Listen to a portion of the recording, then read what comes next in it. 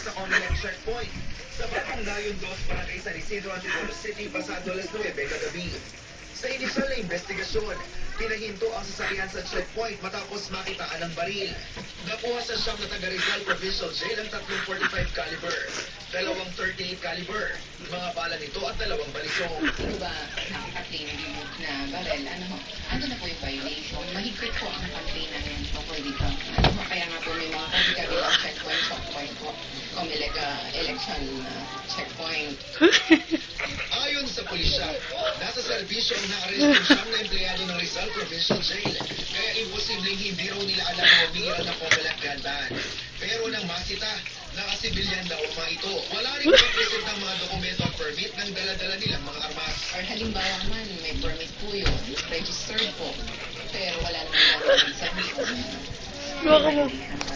official po ba yung nila?